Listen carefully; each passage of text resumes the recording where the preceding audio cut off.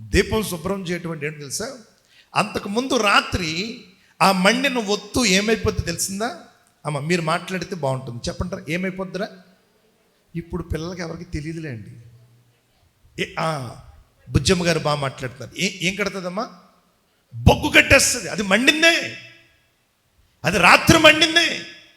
కానీ రాత్రి మండినది ఏమైపోతుందంటే ఒక బొగ్గులా తయారైపోతుంది. ఇప్పుడు అందులో నూనె పోసినా అది వెలిగించాలంటే చాలా కష్టం. అందుకే దాన్ని ఏం చెప్పనా, ఆ దీపం బాగా వెలగాలి అంటే, తేజస్సుతో వెలగాలి అంటే, మహాకాంతి పుట్టాలి అంటే ఆ రాత్రి మండిన దాన్ని ఏం చేయాలి చెప్పనా? కట్ చేయాలి. గతకాలపు ఆ ఒత్తిని ఏం చేయాలి చెప్పనా? పైకి లాగి, ఎంతమంది జ్ఞాపకం వస్తుంది? పైకి కాస్తల లాగి ఆ బొడుపు కట్టిన దాన్ని ఏం చేయాలి చెప్పనా? చేతితో నలిపి, గడ్డగట్టేసి ఉంటుంది, దాన్ని నలిపి, లేకపోతే దాన్ని ఏం చేయాలి చెప్పనా? ఒక కత్తిరితో దాన్ని ఏం చెప్పనా? కట్ చేసి అప్పుడు ఒత్తు పైకి లాగి లోపల నూనె పోస్తే అప్పుడు మనం వెలిగించగానే ఆ దీపం ఏమవుతుందో చెప్పనా? మహాప్రకాశభరితముగా మార్చబడుతుంది. దేవునికి స్తోత్రం చెప్తారా? అహరోను ప్రతి ఉదయము తన యొక్క పరిచర్య ఏంటో తెలిసిందా? తను ఉదయమనే లేచి శరీరమును కడుక్కొని అతడు దేవుని యొక్క సన్నిధికి వచ్చి ఆ యొక్క దీపస్తంభము దగ్గరికి వెళ్ళి ఆ దీపస్తంభంలో పాత ఒత్తు, కొడుగట్టిన ఆ పాత ఒత్తు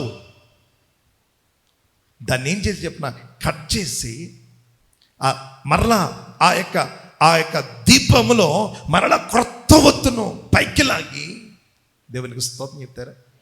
నేను కట్ చేసే దాని గురించి ఒక చిన్న మాట చెప్తాను. మనం కొన్నిసార్లు కొడుగట్టిన స్థితి వచ్చేస్తూ ఉంటుంది. ఒక రకమైన మందకోటితనం అనేది మనలో ఏర్పడుతూ ఉంటుంది. అంతకుముందు చేశానులే, నిన్న చేశానులే, వాళ్ళు చేస్తారులే, వీళ్ళు చేస్తారులే, నేను ఇప్పటివరకు చేసింది చాలే. నేను చదువుకుంటున్న రోజుల్లో ఒక పెద్ద ఆయన ఇలాగే ఒక పెద్ద మీటింగ్ పెట్టాడు. అది చాలా పెద్ద మహాసభ. ఆ సభకి ఆనాటి కాలపు మేటి దైవజనులు ఆర్ఆర్కే మూర్తి అయ్యారు, ఇంకా ఏజే మ్యాచెస్ అయ్యారు, గొప్ప దైవజనులు వీళ్ళందరూ. నేను అప్పుడు చదువుకుంటున్నాను, నేను అక్కడ పరిచర్య చేస్తున్నాను అనమాట, వాలంటీర్ డ్యూటీ చేస్తున్నాను. మాకు మాకు చదువు నేర్పిన మా ప్రొఫెసర్ ఆయన సాక్ష్యానికి వచ్చాడనమాట. ఇందాక అమ్మాయిల సాక్ష్యం చెప్తుందో సాక్ష్యానికి వచ్చాడు. సాక్ష్యం చెప్తూ ఒక మాట అన్నాడు. ఏమన్నాడు చెప్పనా? యాచకుడు పరిచర్య 20 సంవత్సరాలు చేయాలి. 20 సంవత్సరాలు అయిపోయిన తర్వాత అతడు రిటైర్ అయిపోతాడు. ఇంకా అతను తన పని ముగించుకుని ఇంటికి వెళ్ళిపోవచ్చు. ఇంకా అతన్ని ఎవరు కూడా అడగరు, రాబాయ్ ఏంట్రా వెళ్ళిపోయేవేంట్రా, నీ పని ఆపేసేవేంట్రా అని అడగరు. కనుక నాకు కూడా అయిపోయింది, నేను చేసేసాను. ఇప్పుడు నేను రేపటి నుంచి నేను చేయకపోయినా నన్ను ఎవడో అడగడో అని అంటా ఉన్నాడు ఆయన. ఆయన చాలా గొప్ప దైవజనుడు. నేను ఆయన నుండి ఎన్నో నేర్చుకున్నాను. ఎందుకు ఆయన అంటా ఉంటుంటే కింద ఉండి నాకు ఒక ప్రేరేపణ నాతో ఇలా మాట్లాడుతుంది. ఏమైనా మాట్లాడుతుందంటే ఆ మాట సేవకుడు ఎప్పుడూ మాట్లాడకూడదు. ఎందుకంటే సేవకునికి రిటైర్మెంట్ అంటూ ఉండదు.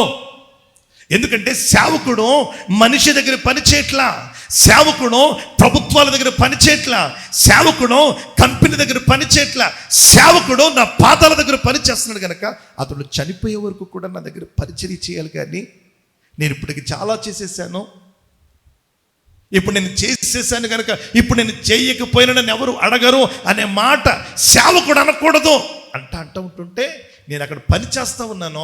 ఆ మాట అక్కడ చెప్తున్న సాక్ష్యం కన్నా నా హృదయంలో ఆ దేవుని యొక్క తలంపులతో ఉక్కిరిబిక్కిరి అయిపోయాను. ఆ రోజు రాత్రి చాలా లేట్ అయిపోయింది. అన్ని బిగించుకుని అన్ని సదురుకుని మేము మా పని, ఎందుకంటే పరిచారకులకు ఉండే పని ఇక్కడ కూడా తమ్ముళ్ళు పమ్మ ఒకసారి చాలా లేట్ అయిపోతుంటుంది. అంతా అయిపోయి మేము వెళ్ళి పడుకుని పొద్దున్నే మేము లేచేటప్పటికి తెల్లారుజాము 2 కాదు,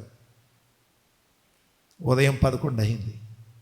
11ంటికి మేము కళ్ళు తుడుచుకుంటూ కిందకు వస్తూ ఉంటుంటే ఒక మాట వినపడింది. మన అయ్యగారిని క్యాంపస్ ఖాళీ చేసేయమన్నారు, మన అయ్యగారిని ఇక్కడి నుంచి పంపించేస్తున్నారు. ఆస్ట్రేలియా టీము రాత్రి మెయిల్ పెట్టింది.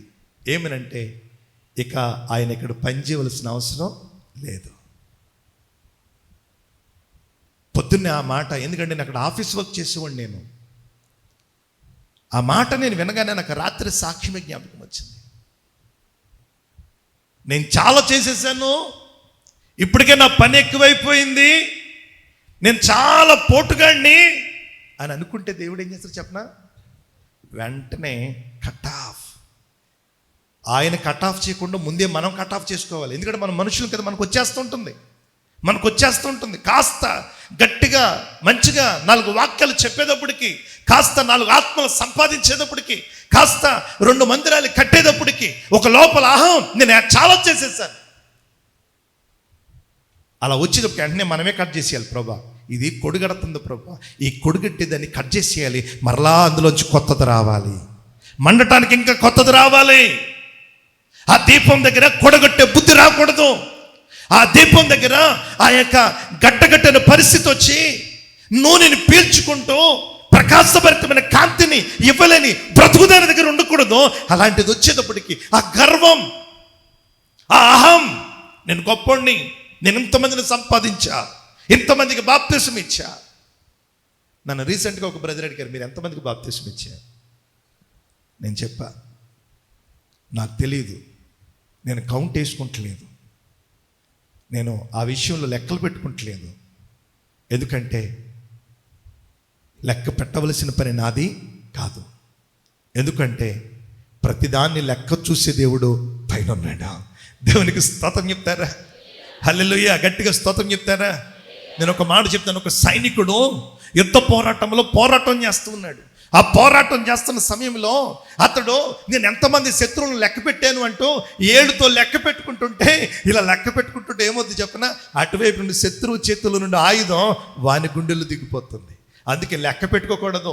సమయం ఉన్నంతసేపు కత్తిని విసురుతూ, సమయం ఉన్నంతసేపు, బలం ఉన్నంతసేపు, నీకు అలుపు వచ్చేంత వరకు కూడా పోరాడుతూనే ఉండాలి. కానీ లెక్కలు పెట్టుకునే పరిచర్య మనం చేయకూడదు. దేవునికి స్తోత్రం చెప్తారా?